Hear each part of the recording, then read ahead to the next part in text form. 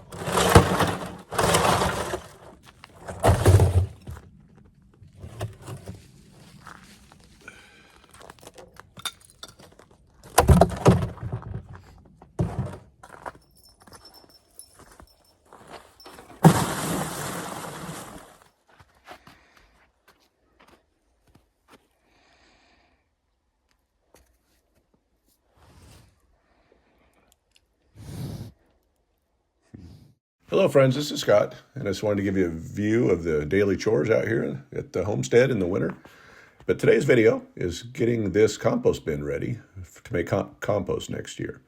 Now this bin came from the school garden, and it's just been sitting around here holding weeds and soils. And it's time to up my game with the compost. And again, I'm trying to make compost multiple different ways here down at the homestead, and hot compost is a great way to make compost, but it's a very active physical process. And the biggest issue you have with making hot compost, or being able to make hot compost, is having the right ratios of brown material, which is carbon, and green material, which is nitrogen, and you need air and water.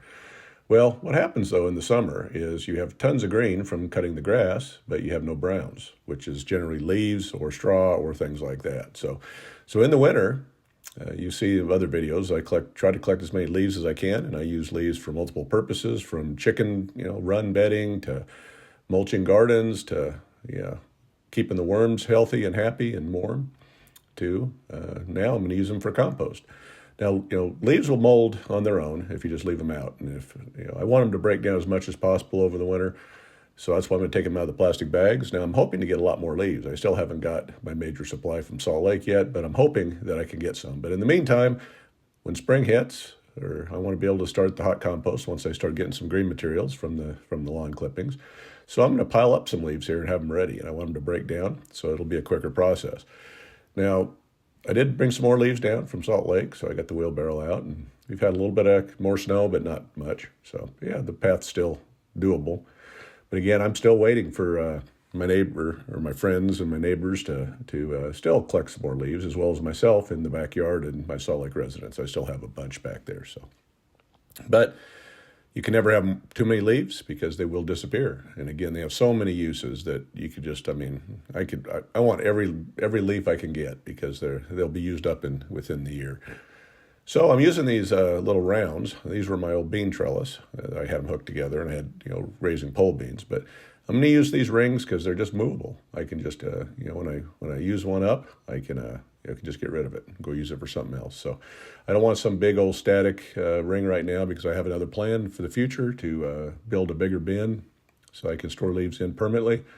But again, I'm going to have to move some more materials from my Salt Lake residence down here, and I'm not ready for that, especially with winter hit, and the snow is here to stay, it looks like. So yeah, it's melting a little bit in a few places, but I think we're locked in for the rest of the winter.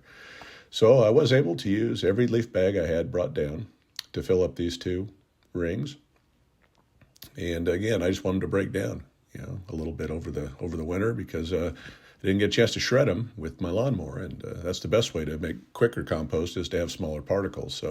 So yeah, it would have been nice to run these over with the lawnmower, but yeah, didn't get to it. The neighbor looks like they did with some of theirs. Some of these are the neighbor's leaves, so they're small. They'll break down pretty quickly. But I just want to put them right here, and right next to the compost bin, And I have extra wire, so whatever other leaves I can find, I'm going to bring them down hopefully, and again dump them out of the plastic bags because they don't break down at all, the plastic. So I want them all to get started on the decomposition process. Leaves are a little slow to break down, so it'll take a year for them to break down. But yeah, again, I'm using them everywhere in my yard, and they are a valuable resource. So my advice is, if you have space to store leaves, make sure you store them because you need a lot of brown material. You need basically it's 3 to 1 brown to green. Now this is the 3-bin system. Again, I brought it down from the school garden that they were not using properly. And I built this one about probably 12, 13 years ago. And it's a great tool to make compost, but you have to basically build piles at the right ratios. So yeah, it's work. And again, I want the leaves close to all the other applications I use, which is, again, the chickens and the worms. And yeah, they're sitting right here, and I want them to break down, so we're ready to get going. But yeah, this is the 3-bin system. I wish I had 5 bins. I could build another 2-bin or even another 3-bin and bring them down here. But they have removable slats in the front, and they have wire, hardware cloth all the way around, so there's plenty of oxygen movement, and then the worms and the other bugs can move between bin to bin when they're hot, so that they don't, worms won't live in a hot part of the compost. They've got to have a place to move to when it really heats up, because it'll get up to 160, 165 degrees. So the plan is that you start on one bin, you build a pile, and then when that pile's full, you flip it to the next bin and start a new pile, and then you keep flipping, and then at the end you screen. So again, 5 bins would be ideal.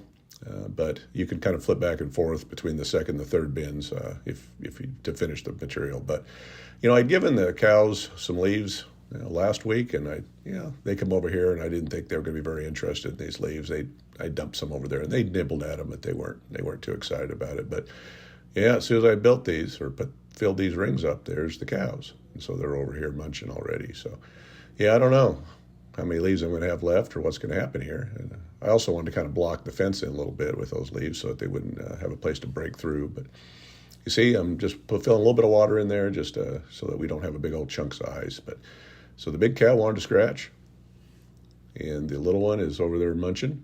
And yeah, they seem like they weren't too interested. They nibble a little bit. There's a few missing off the top, but yeah, I figured they'd be curious at first, and then they would just kind of leave these alone.